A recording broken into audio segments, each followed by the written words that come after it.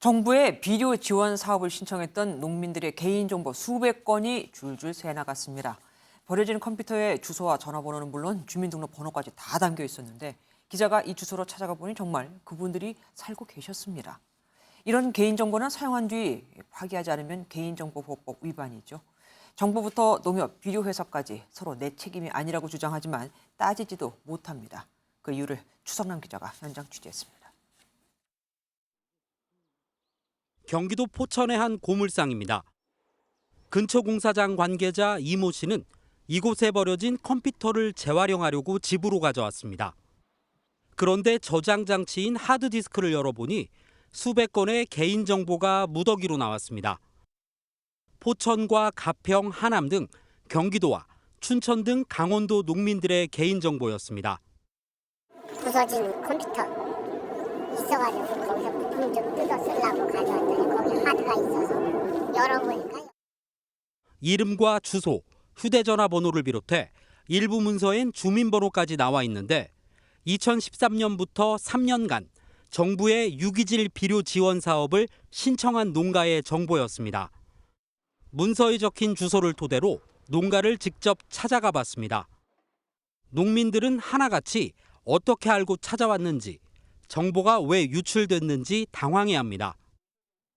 선생님 맞으신가요? 네, 누구세요? 85-13 사시는 거 맞으시죠? 예예.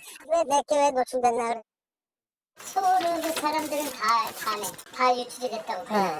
다 맞는데 이건 내 이름인데. 다량의 개인정보가 담긴 하드디스크를 추적해보니 유기질 비료를 생산해 배달하는 업체가 삭제도 하지 않고 폐기 처분한 것으로 파악됐습니다. 수많은 농민들의 개인정보를 파기하지 않고 버린 행위는 현행법 위반입니다. 개인정보보호법은 개인정보 처리자는 개인정보가 불필요하게 됐을 때는 지체 없이 파기해야 한다고 규정하고 있습니다. 또 시행령에는 전자적 파일 형태는 복원이 불가능한 방법으로 영구 삭제하도록 파기 방법까지 명시했습니다.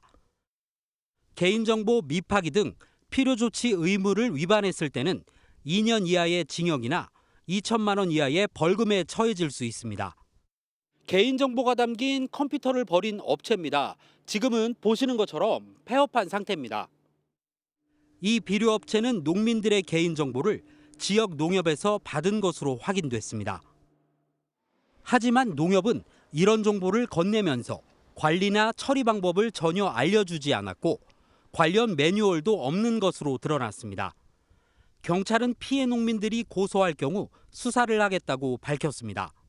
MBN 뉴스 추성남입니다. 안녕하세요. 김주하입니다. 공정하고 신속한 MBN 뉴스, 유튜브를 통해서도 만나보실 수 있습니다. 특히 더 많은 뉴스와 라이브를 보고 싶으시다면 오른쪽을 눌러서 구독하시면 됩니다. 어렵지 않죠?